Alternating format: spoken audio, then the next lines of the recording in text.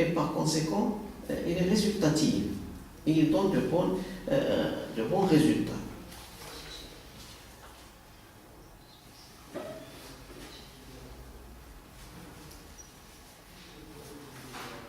Donc il faut interpeller l'histoire. Comment on peut faire bien sûr, on peut présager aussi certains éléments de l'avenir. Ça peut aider à progresser. Alors, cette approche permet de mettre en évidence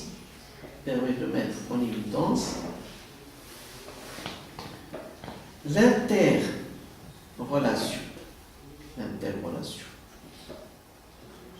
entre les différents types de compréhension et de conception. Entre les différents types de compréhension et de conception de la nature. Et des rapports pratiques de l'homme avec cette dernière.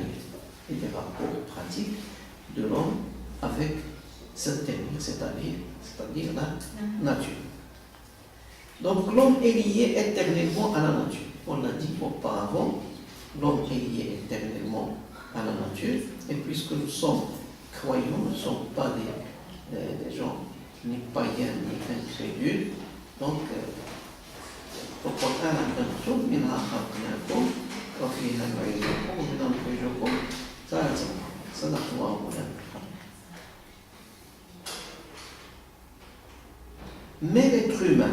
mais l'être humain n'est pas figé. Il est actif. Il est dynamique.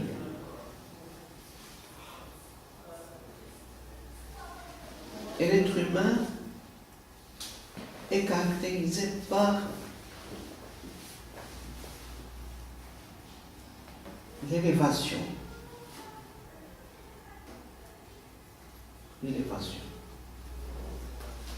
La transcendance.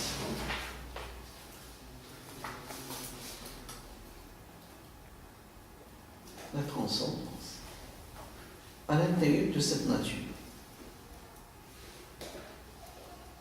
C'est ce qui fait que l'être humain, son dynamisme et sa transcendance, c'est ce qui pousse avec les besoins de l'être humain à asservir la nature, à dominer la nature.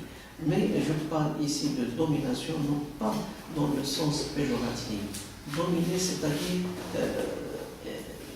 demander à cette nature de lui donner les possibilités de mieux vivre et de mieux exister et de mieux, bien sûr, se comporter lui aussi à l'intérieur de cette même nature. Donc il est très important de noter que ni les techniques primitives, ni les rapports sociaux des premières sociétés humaines,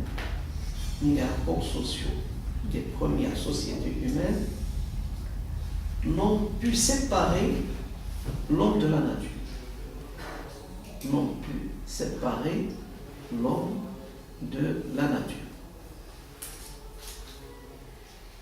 Je m'explique.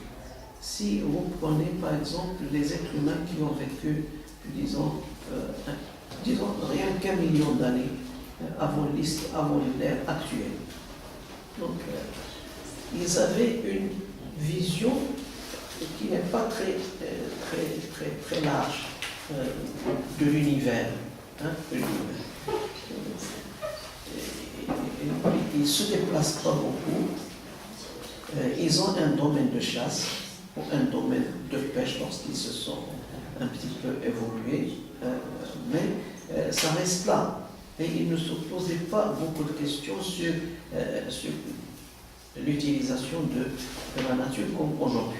Donc ils avaient des besoins très limités et ces besoins ont été satisfaits parce que les êtres humains étaient peu nombreux et il y avait de quoi se nourrir, de quoi se vêtir et lutter contre le froid, contre la chaleur et autres.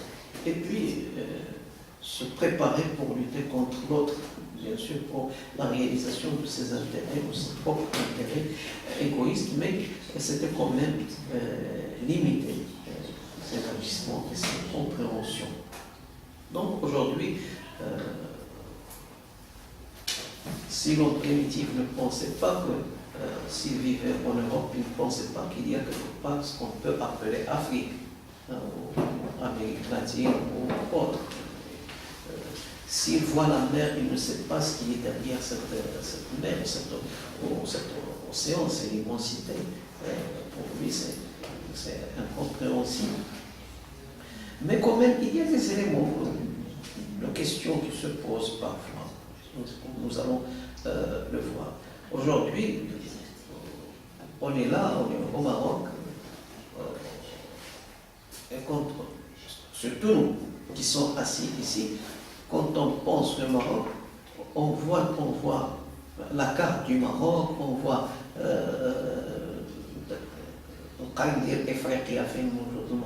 on voit la Méditerranée, l'Atlantique, parce qu'on dit Maroc, ça veut dire beaucoup de choses pour nous. Pour ma grand-mère, c'était pas ça. Selon ta représentation. Il y a une limite, parce que limite de connaissance, limite de représentation de la chose. Donc, ces techniques primitives et ces rapports n'ont pas donné à l'homme la possibilité de se séparer de la nature. C'est-à-dire se séparer de la nature dans le sens de voir la nature. Se séparer d'elle pour la voir. Mais ce n'est pas se séparer d'elle, c'est de s'en aller quelque part dans le même, s'il s'en va intérieurement dans le trou noir. Il va dans le trou noir, mais il va quand même là dans le trou noir, dans des périssements. Il ne se sépare pas de la nature. Il est total, absolu. On ne peut pas. On se déplace, mais on peut se détacher de la Terre, mais on est dans l'atmosphère. C'est aussi, ça fait partie de la nature du tout indivisible de ce qu'a créé Dieu. Alors, cette technique et ce rapport n'ont pu donner à l'homme, à l'être humain, une nouvelle méthode d'explication, de la réalité environnante.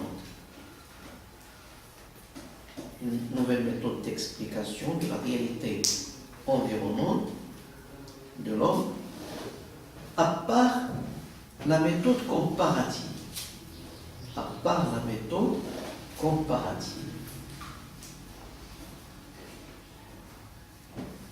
La méthode. Donc, il va chasser pourquoi? Pour se nourrir simplement. Hein? Pour se nourrir tout simplement. Pour se nourrir. Parce qu'il subsister. Il se compare à soi. Je ne peux pas trouver en mon intérieur de quoi satisfaire ma faim. Je me compare à moi. Donc je dois m'extérioriser. Aller vers quoi? Aller là où il est. Dans la nature. Il va dans la nature. Il va chercher. Il va tuer. Il va pêcher. L'accueillir. Donc il se compare avec la nature. Sa première mère. Donc il a bien sûr des difficultés. Donc il n'a pas une méthode et les techniques n'ont pas pu dégager une méthode et les rapports sociaux n'ont pas pu dégager de méthode nouvelle, mais cette méthode, il est primitive, mais elle existe et elle existe encore aujourd'hui. C'est une caractéristique de l'homme, il se compare à soi-même. Donc, Brigitte Tal m'a dit clash le ring de Mohamed Ali. Hein? Vous l'avez? Bien sûr. Aujourd'hui, cette méthode-là, c'est une méthode très très développée. Elle est primitive, mais très développée. Donc vous avez fait du marketing. Oui. Hein? Quelle est la méthode du marketing? Le management. Quel est le management? Hein? C'est ce qu'on appelle, comment on appelle ça? Le diagnostic. Il faut se diagnostiquer. Par exemple, dire le box, je me diagnostique. Est-ce que je suis capable, avec les forces que je possède, les possibilités que je possède, de confronter? C'est Mohamed Ali. Maintenant, je peux le confronter parce qu'il est malade. Mais à une autre époque, Non. Donc la méthode diagnostique est utile. Les Brésiliens n'ont pas bien diagnostiqué l'équipe allemande. C'est un diagnostic qui a été mal fait. Là, c'est ça, le Brésil reste le Brésil. 7-1. 7-1. 7-1. Hein? 7-1. Ils ont fini 7-1. 7-1. Ah, 7-0. Ouais, 7-1. 7-1. Normalement, ils devaient faire 8-0. Le Brésil, c'est la technicité, c'est le jeu L'art. de beauté, c'est l'art de jouer, c'est autre. Mais il y a aussi le football industriel, le football total. Ils ont commencé, les Brésiliens avaient effectué des études au cours des années 80 parce qu'il y avait crise du football sur le plan international pour les crises. Ils ont essayé de dégager une équipe moderne, c'est-à-dire une équipe qui manie aussi bien les techniques du football ancien, artistique, avec le football industriel total qui est apparu en 1974, c'est la Coupe 74. C'était la finale, c'était le football total, c'était la finale contre la Hollande et l'Allemagne. C'était un football séparé des côtés, ils étaient préparés de la même façon, donc c'était un beau football, mais très dynamique, très résultatif. C'est ce qui s'est passé maintenant. Les Allemands se sont bien préparés avec ce football total contre les pauvres Brésiliens qui ont craqué. Il y a quelque chose qui ne va pas. C'est Neymar qui était absent. Peut-être. Neymar était absent, du coup, ils n'ont pas pu résister à la machine allemande. Peut-être. Mais le foot, c'est une affaire d'équipe. Ouais, mais il y a des éléments. Auparavant, on parlait aussi de qu'est-ce que le Brésil sans Pelé. Mais Pelé est parti, mais le Brésil a gagné encore la Coupe du Monde. Ils ont bien joué. Mais Pelé reste jusqu'à présent. Ils ont posé la question à un très grand joueur de football, Eusebio. On lui a dit, vous êtes aujourd'hui le meilleur footballiste du monde. Est-ce que vous vous comparez à Pelé? Il a dit non. Je ne me compare pas avec Pelé parce que Pelé c'est un don de Dieu. Moi je suis un joueur de football. Mais c'était fantastique ce Pelé. Jamais. Il y avait le Haj Al-Boumbal qui aurait pu. C'est le Pelé africain, c'est ça? Hein? On l'appelait à l'époque le Pelé africain. Non, il était avant Pelé, lui. Avant Pelé, il a joué. Mais à l'époque, Pelé est apparu au cours des années 50. Haj Habib Bombak était un très grand joueur.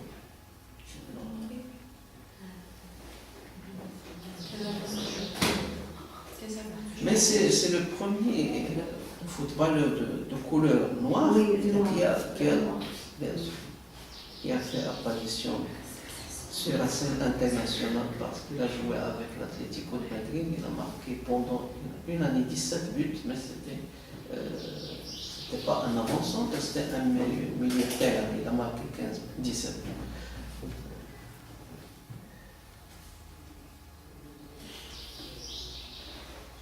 C'est malheureux pour le Brésil, mais ça sert de leçon. Il faut faire un bon diagnostic à l'avenir. Donc la méthode comparative ou la méthode de comparaison avec soi-même est une méthode très intéressante et dont des résultats seront meilleurs.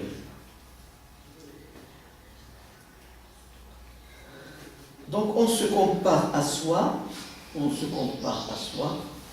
c'est-à-dire juger de ses possibilités à soi.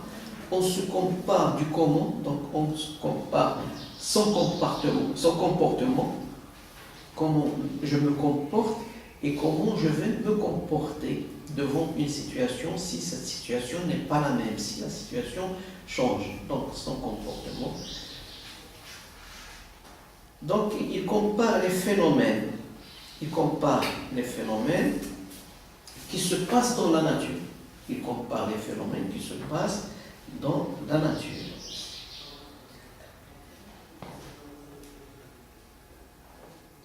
Il essaie d'interpréter les causes et d'interpréter les phénomènes, les causes et les phénomènes, les causes de ces phénomènes. Il opère ainsi par analogie, avec les impulsions, et avec les motifs de son activité. Donc ça, c'est l'homme à l'intérieur de la société. Donc on est tout le temps en train de, parce qu'on est tout le temps en train de travailler, de penser, de se réaliser. Par conséquent, c'est une mécanique qui travaille tout le temps, sans arrêt. Alors, il faut rappeler que la société primitive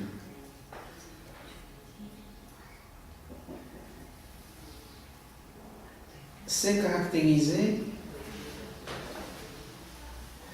par l'attribution à la nature de certaines qualités analogues à celles de l'homme.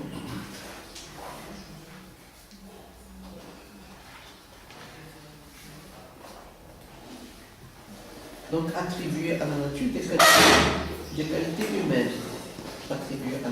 qualités humaines. La conséquence, c'est pour l'homme de l'époque, ou c'est que pour l'homme de l'époque,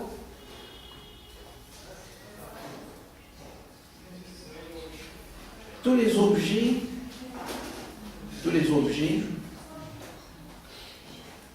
matériels et tous les événements qui se passent dans le monde ou dans la nature, et tous les événements qui se passent dans le monde, dans la nature, dans le monde environnant, c'est-à-dire, on donne des exemples, c'est-à-dire les rochers, les rivières, les oueds, les montagnes et autres.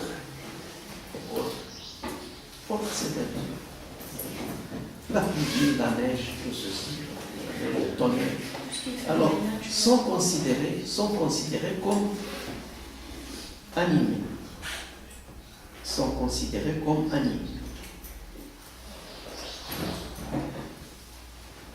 Et sont donc comparés à l'être humain.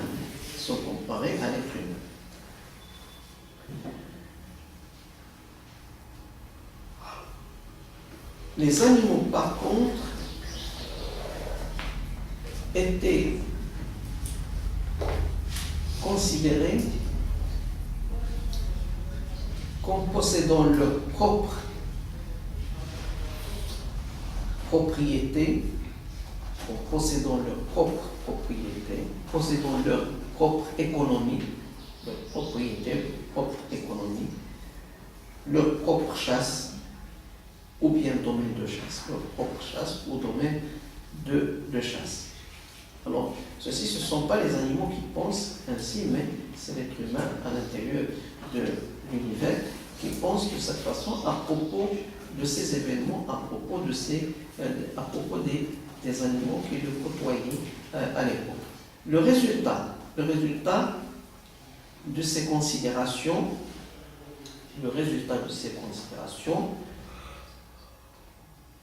est la naissance d'une conception qu'on considère une première conception, une conception du monde. C'est ce qu'on appelle la conception anthropomorphe. La conception anthropomorphe de la nature. C'est-à-dire que les animaux, les objets sont considérés comme animés, donc par analogie à l'être humain. Anthro, c'est l'être humain. Anthropologie, anthropomorphisme. Donc, anthropomorphe, c'est-à-dire qu'on assimile alors les autres objets aux les animaux. Donc, pour les objets, on dit qu'ils sont animés comme l'être humain. Et pour ce qui dit animé, c'est dit dynamique. Et bien sûr, cela va être utilisé, mais dans le sens contraire avec l'existentialisme. Exister ne veut pas dire vivre, hein, mais est-ce qu'on peut dire qu'un rocher vit? Le rocher existe, il est là. Donc, les philosophes surtout français, donc ce problème d'animisme va être bien sûr évacué. Mais je pense, monsieur, que le rocher a un cycle de vie. Hein? Mais le rocher, je pense qu'il a un cycle de vie. Le rocher. Bien sûr, il a un cycle de vie, mais il n'est pas animé. Il a un cycle de vie par l'influence de l'extérieur. Sinon, il n'y aurait pas de sable, il n'y aurait pas de...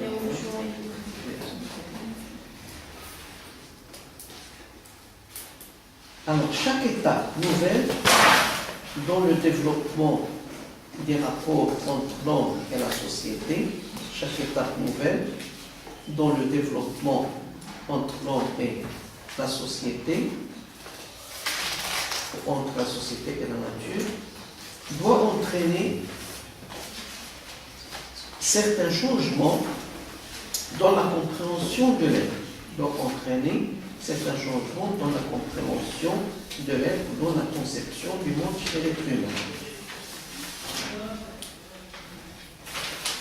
Donc, il serait logique qu'avec un changement, avec un bond révolutionnaire, il serait logique qu'avec un bond révolutionnaire, dans la connaissance et dans la transformation de la réalité, dans la connaissance et dans la transformation de la réalité, dans la transformation de la réalité,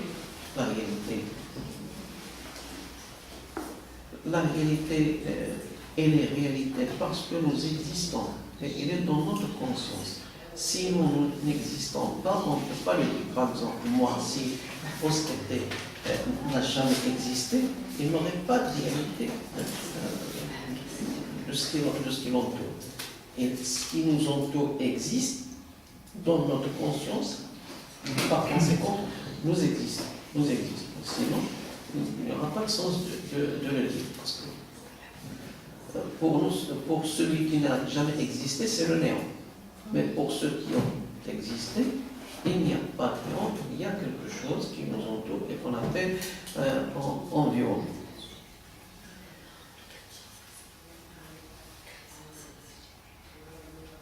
Donc, tout bon révolutionnaire, j'ai dit, ou toute transformation, tout changement dans la connaissance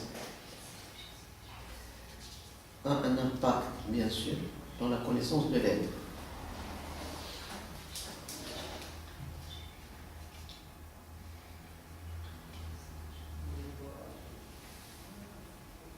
Comme par exemple, la pression. La pression, par exemple.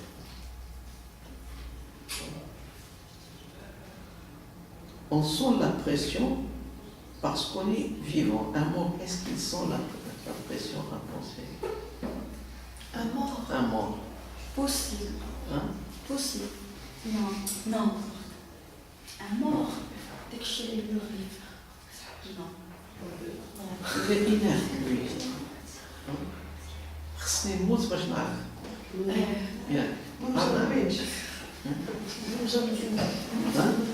مجربينش ما عارفينش شنو كاين خصنا نموتو ونمشيو باش نعرفو نرجعو نموتو نحيو. غادي نحيوها. داك الساعة يمكن لا ريبونس. منها خلقناكم وفيها نعيدكم ومنها نخرجكم Tu تارة. sais quoi le phénomène des personnes qui يموتوا كيعاودوا عاوتاني كيبقاو محيين encore une autre fois parce que scientifiquement على أن le cerveau il s'arrête pas c'est seulement le corps اللي كيحبس كيحسب لهم راه ماتوا حتى كيدفنوا هذا وبحال لو سيرفو بحال اللي كيتعاود encore c'est scientifiquement كاين كيقول لك راه مات وعاود عاش وراه ماشي مات وعاود عاش ولكن اصلا راه ما ماتش من الاول ولكن ديك لي بيرسون اللي المهم على حسب اللي كيعاودوا لنا est-ce que la démonstration était faite sur de vrais morts ou de faux morts? Ce sont de faux morts sûrs, ce ne sont pas de vrais morts. Mais ces personnes-là, ils changent carrément de perception du monde. Qui voulaient enfermer bzaf, ما كيهضروش, parfois على حسب la religion ديالهم. شفتو تقول ماشي كيعاودوا. ماشي كيعاودوا بزاف على هاد لي كاب ملي كيعاودوا. Mais il ne s'agit pas de mort, il s'agit d'être endormi. يمكن بحال أهل الكهف. اللي بقاو ديك 1200 سنة. بحال Mais la mort, c'est la mort, c'est le dépérissement.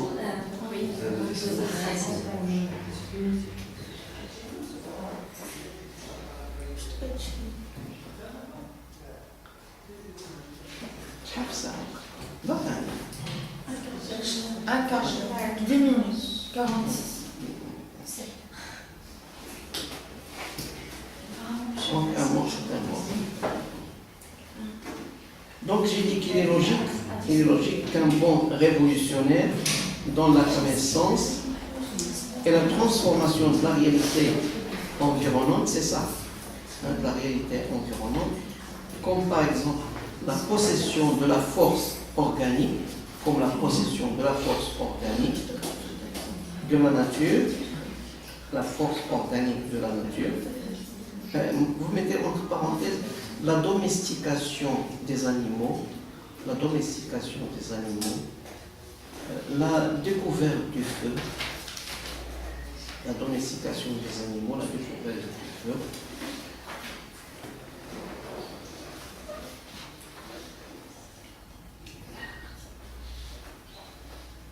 L'utilisation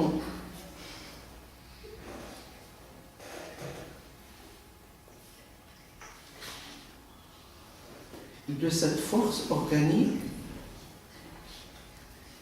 sert bien à mieux assurer la vie aux hommes. Sert à mieux assurer la vie aux hommes. Donc la vie, c'est sûr que la vie est assurée de mieux en mieux aux êtres humains. Hein? À moins qu'il y ait une catastrophe inattendue. On essaie maintenant d'éviter les catastrophes qui peuvent être provoquées par les êtres humains, c'est-à-dire les guerres, parce qu'une guerre qui fait emporter 65 millions d'habitants de la Terre, il faut bien sûr essayer d'éviter. S'il y aura une guerre maintenant, ce ne sera pas 65 millions pour la Seconde Guerre mondiale, mais ce sera peut-être quelques milliards d'êtres humains qui vont disparaître par la faute de l'être humain, par la faute de l'être humain lui-même. Donc c'est ce qu'on essaie d'éviter grâce à Dieu, grâce à l'évolution de l'esprit humain et de l'esprit anti-guerre et l'esprit de la cohésion humaine. Alors cela a conditionné la naissance historique des premiers types d'organisation. La naissance historique des premiers types d'organisation de la production. Donc on assiste à l'apparition de l'élevage, de la culture d'abord, de l'élevage.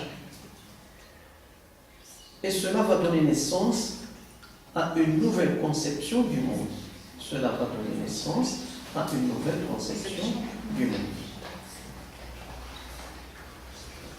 Alors, dans cette conception, un rôle important va être donné aux animaux. Un rôle important, il est même principal, va être donné aux animaux. Parce que cultiver, c'est cultiver, mais on a essayé de cultiver mieux en utilisant les animaux. C'est-à-dire, au lieu de, comme j'ai dit en Afrique, de trouver la terre et poser, on a découvert la charrue, et la charrue est tirée par des animaux, et cela a permis, bien sûr, de développer l'agriculture. Donc, l'animal devient l'aide de l'homme. Et puis, l'animal n'est pas uniquement l'aide de l'homme, mais l'animal est une source de richesse inestimable pour l'homme. C'est les peaux pour se protéger, c'est la viande pour se nourrir, été et hiver, c'est le lait pour nourrir les petits enfants, et il y a beaucoup de choses. C'est les algues, parce que à partir des os, à partir des os des bêtes, des animaux, on peut fabriquer des algues pour se battre et pour lutter. Donc, l'animal devient presque vénéneux. Aujourd'hui, ça continue. Parce que on connaît comme cultive la vache qui rit. La vache qui rit est un emblème de l'islam dans les pays musulmans. Il y a 2 siècles, personne n'aurait accepté qu'il y ait une photographie de la vache qui rit sur un produit.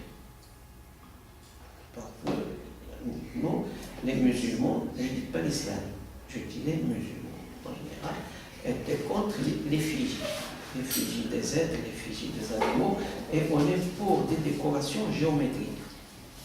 Oui. Donc, on dit que la vache qui rit. Aujourd'hui, la vache qui rit, partout dans le monde musulman et non musulman, cette vache, la vache, c'est une vénération de la vache. C'est un respect de la vache. Avec la poêle qui est la vache qui rit, est-ce que vous pouvez calculer le nombre de vaches qui rit?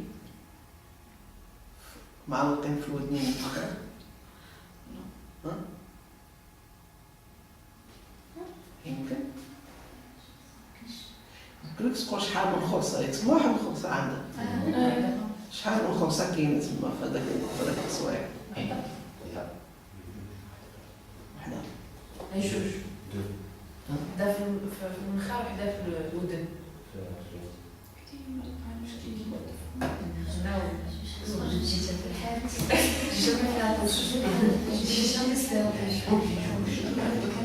Il y a une infinité de vaches qui rit. Parce que quand tu fais la vache qui rit, l'eau là, وهي معلقة في ودنها لا فاش كي وحدة أخرى في هذيك التصويرة فاش كي وحدة أخرى في التصويرة ما كيبانولناش مي سي اون انفينيتي واش اللي معلقين في ودن ديالهم ما كنشوفوهمش il y a une infinité essayez de réfléchir c'est beaucoup d'infinité tu vois l'être humain ce qu'il crée ce qu'il pense il va même vers l'infini hein? Donc il est créé à l'image الله الإنسان في الصورة ديالو ديال الله ماشي في الصورة ديالو لأن وكل ما يخطئ بذلك فربنا مخالف لذلك لا يمكن أن نتصور الله ما يمكنش ولكن كنتصوروه من خلال الآية الآية الكبرى هي l'être humain qui transcende qui s'élève vers Dieu ماشي seulement l'être humain pas pour devenir Dieu لأن ما يمكنش الإنسان يصبح Dieu لأن nous sommes multiples mais Dieu est un il est seul il ne peut pas être deux hein? Mais nous transcendons vers Dieu nous nous élevons vers Dieu. La question de transcendance n'est pas employée parce qu'on ne fait plus de philosophie et beaucoup de savants musulmans de l'islam essaient d'éviter cela, mais ils doivent comprendre que lorsqu'on se met debout devant Dieu pour le prier, c'est une transcendance, c'est-à-dire que l'être humain s'élève vers Dieu, s'approche de Dieu. Il est plus près de Dieu. Mais on s'élève vers lui. On essaie volontairement, on le voulons, nous voulons arriver vers Khalif.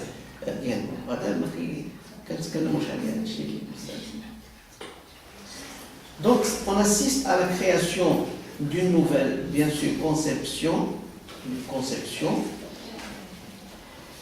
Alors, dans cette conception, le rôle principal, j'ai dit, revient à l'animal, aux animaux, qui étaient même parfois vénérés. Donc, ces séquelles primitives restent encore actuellement. En Inde, on respecte la vache. En Inde, on la respecte. Pays scandinaves, la meilleure publicité qu'ils ont fait pour le lait, c'est la vénération de la vache. Les pays scandinaves qui تعاملوا مع الكلاب باش تعطيه الحليب شتي كاين واحد لا بوبليسيتي بلا ها كاين واحد ما بقاتش تدوز ما بقاتش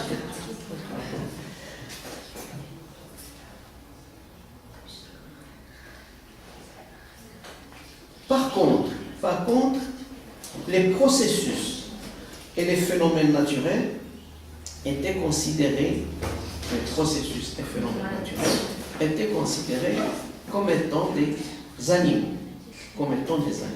Donc la sauvagerie, par exemple, un phénomène naturel comme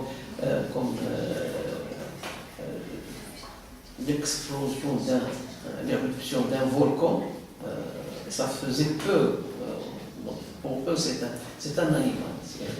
C'est pas une malédiction pour... C'est après, malédiction, ça vient après. C'est pas... Pour la période primitive, ce n'était pas une malédiction, c'était des manifestations de la nature dont on avait peur. Malédiction, ça va venir par la suite. Les malédictions, nous allons les trouver dans le Coran. Malédiction. خاصة في سورة الأنبياء les malédictions qui vont bien sûr se jeter sur certains peuples pour les punir.